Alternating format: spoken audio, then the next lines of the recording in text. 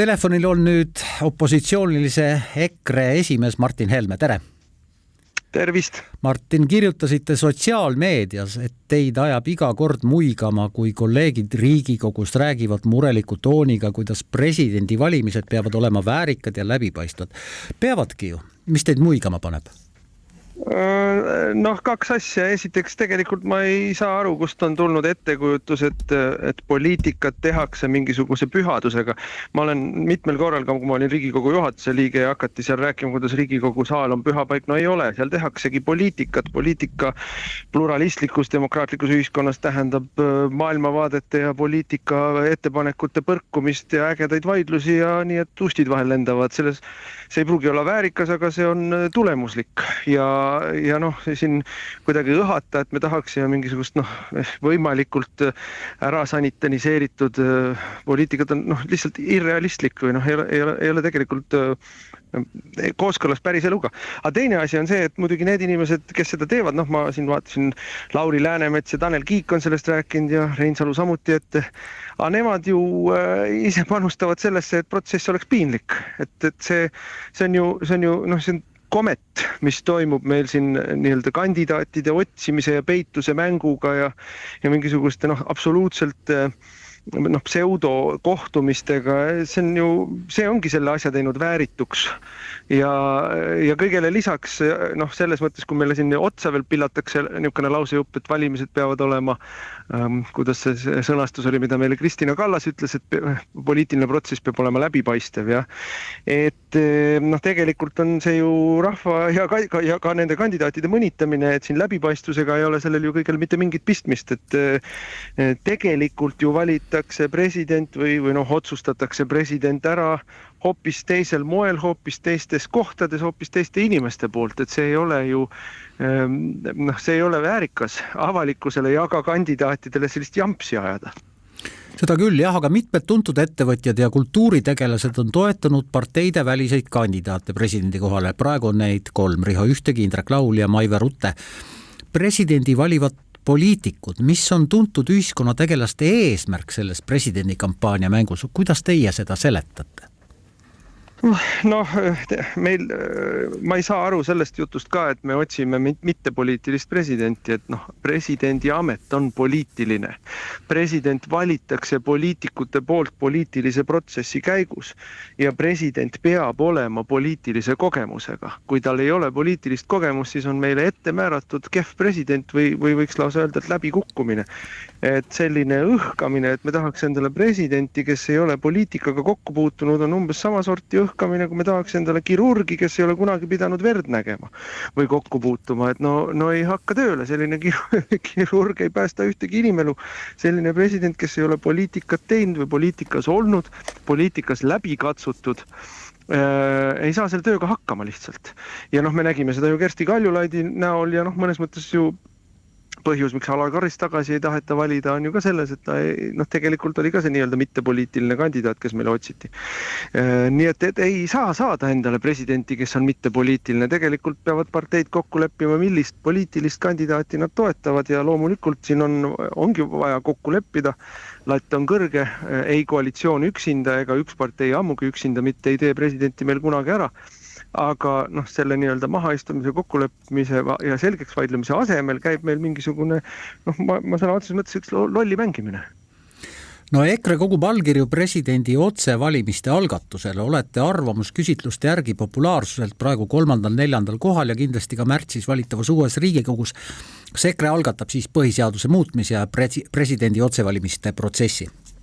Jaa, rahvatahe.ee, me ei kogu selles, mis ta iganes petitsioonikeskkond, vaid meil on oma keskkond rahvatahe.ee ja mõte on selles, et meie tahame, et rahvas ei oleks presidendivalimistest täiesti välja lülitatud ja pealtvaataja rollis, vaid rahvas saaks ka oma arvamust avaldada, oma toetust avaldada, oma poliitilist seisukohta kehtestada. Need allkirjad ei lähe ka selles mõttes täiesti tühja, et mida rohkem allkirju meil on, seda suurem argument meil on ju valijameeste kogule toetada meie kandidaati ja ka teistele poliitikutele muide, sest et üks asi on leida üles paarkümmend kultuuritegelast, teine asi on tuhandeid ja tuhandeid tavakodanike oma allkirjaga panna kedagi toetama. Nüüd, mis puudutab otsevalimisi, jah, see allkiri Mart Helme kandidatuuri kasuks on ka ju otsevalimiste toetamine. Me oleme otsevalimisi algatanud igas Riigikogu koosseisus, kus me oleme olnud mitu korda, viimati selle aasta kevadel, see loomulikult ei leia toetust, aga see ei tähenda, et me ei peaks seda teemat edasi taguma, sest et selge rahva nõudlus, 78% inimesi nõuab presidendi otsevalimisi, on läbi aastate nii nõudnud. Ja kui me mõtleme korra selle sama küsimuse peale, et millest räägib see, et meil mingisugused ühiskonnategelased rahvaalgatuse korras pakuvad inimesi välja, siis see ju ka põhimõtteliselt on ju nõudmiskarje, et rahvas tahab saada ise presidenti valida, selles protsessis osaleda. Nii et meie seda toetame ja kes iganes toetab Mart Helme kandidatuuri, loomulikult toetab ka otsevalimisi. Majandus kasvas teises kvartalis 2%, täna hommikune uudis. Elu läheb paremaks? No ei lähe elu paremaks. Kui ma vaatasin seda OECD palgauuringut kõigis arenenud riikides 5 aasta jooksul ja see on täpselt see periood, kui meil siis Kaja Kallas võimule tuli ja eelarvet hakati korda tegema ja majandust kasvama panema, on Eesti inimeste reaalpalga kasv olnud 0,1%, see on 5 aasta jooksul. Kõrvale paneme sinna Läti ja Leedu, kellel on seal olnud 7, 8, 9%, isegi Soomes on ta kasvanud mõni protsent, rääkimata sellistest riikidest, kellele meie vaatame ju üleoleva irvitusega peale nagu Türgi või Ungari siis reaalne palgakasv viimase 5 aasta jooksul on 30%, see tähendab seda, et kui sa võtad inflatsiooni ja palgakasvu ja paned nad omavahel kokku, siis see ongi reaalne palgakasv ja nüüd on veel üks huumor seal juures, mis huumor, kibedad pisarad tegelikult. Meie reaalse palgakasvu sisse on arvestatud selle aasta esimene kvartal, kui meile tehti siis see maksusoodustus, mis siis suurendas inimeste väljamakstavat palka. Ehk siis kui seda seal sees ei oleks olnud, siis me oleksime ikka veel allpool seda tegelikku jõukuse taset inimeste ostujõu mõttes, kui me olime siis, kui kukutati EKRE valitsus. Ja kui me vaatame veel selle palgakasvu veel kurvem aspekt on ju see, et kes ja mis on meil vedanud palgakasvu. Palgakasvu on meil vedanud kõrgepalgalised ja avalik sektor.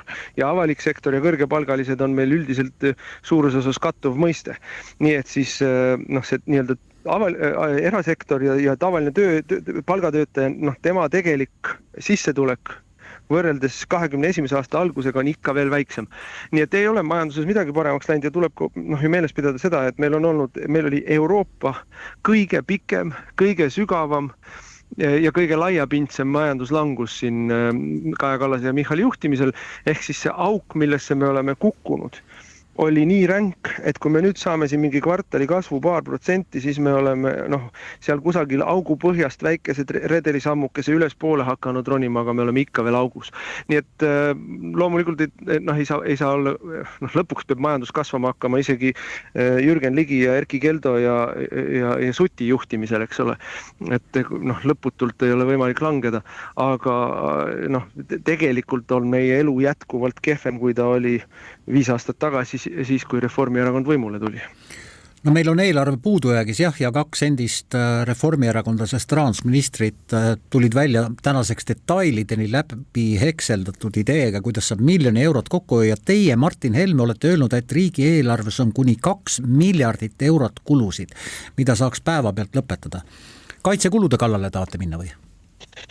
Kaitsekulud on üks koht, mille peal minu meelest avalikkus peab ikkagi saama palju parema vastuse, kuhu raha läheb. Et kui meile siin peaminister käib ja räägib, et küll läheb 5,5%, küll läheb 7% SKP-st, siis meil ei ole võimekust, mitte lihtsalt isegi, et meil ei ole võimekust droone alla tuua, meil ei ole võimekust neid droone isegi tuvastada, meil ei ole laskemoona, meil ei ole õhutõrjet, meil ei ole, mitte midagi ei ole meil. Et kuhu raha läheb, meil on mingisugune valesti ja valesse kohta ehitatud kraav kuskil Kagu-Eestis. Kuhu raha läheb? Kuhu läheb 2,5 miljardit aastas? Et ma ei ole kindel, et selle raha kulutamine on põhjendatud. Nii et seda küsimust tegelikult peaks palju tõsisemalt küsima ja palju adekvaatsemaid vastuseid saamata. Siiamaani ei ole vastust küsimusele, mida tõstatas meil Riigikontroll, et kuhu kanti 700 miljonit eurot riigikaitsekuludest mingisugusele suvalisele riiulifirmale ja tagasi seda ei ole saadud, kaupa ka ei ole saadud, et noh, kaitseministeerium lihtsalt ei vasta, et kuhu see raha läks. Et need on väga suured summad ja ma arvan, et see kõik ei ole sugugi mitte otstarbekalt kulutatud.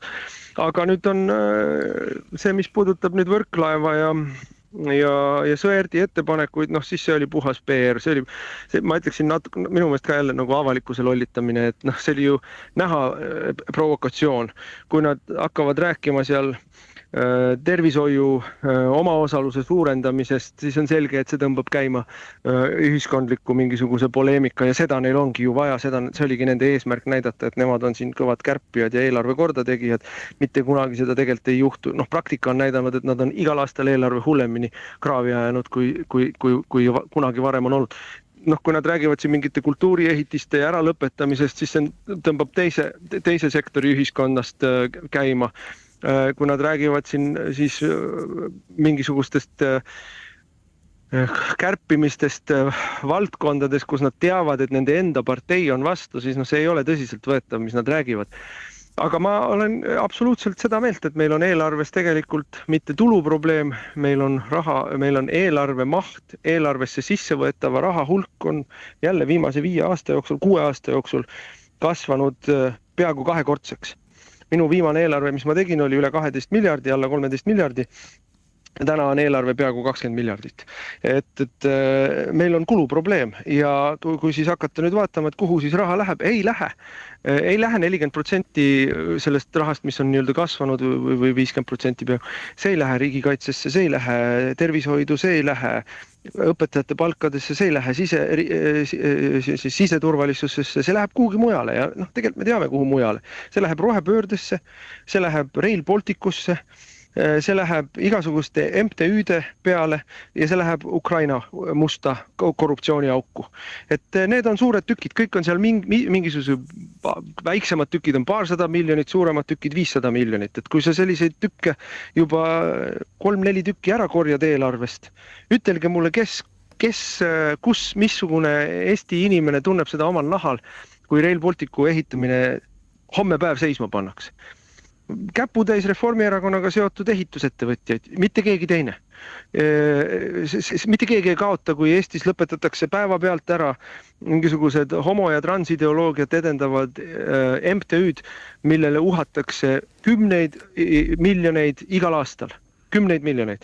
Mitte keegi ei tunne seda oma naha peal päriselt, päris inimesed, maksumaksjad, kui me lõpetame ära läbi riigiasutuste, ministeeriumite miljonite ja miljonite külvamise PR-firmadele. No absoluutselt mitte ükski normaalne inimene ja Eesti majandus selle all ei kannata. Et neid kärpimise kohti on tegelikult küll ja välja tuleb naerda kõik need, kes tulevad rääkima, et siis peab hakkama jälle õpetajatele ja politseinikele vähem palka maksma või pensioneid kärpima, et see on lihtsalt selline kõige labasem lükatõmba trikk, et lõpetada ära jutt kärpimisest, et nii pea, kui sa ütled, et meil on tegelikult kokkuhoiu kohti, siis öeldakse, et aga siis hakkavad õpetajad ja politseinikud kannatama. Tegelikult tehakse seda selle jaoks, et tappa diskussioon sellest, kus on päris kulutamine üle kätte läinud. Suur tänu, EKRE esimees Martin Helme selle kommentaari eest.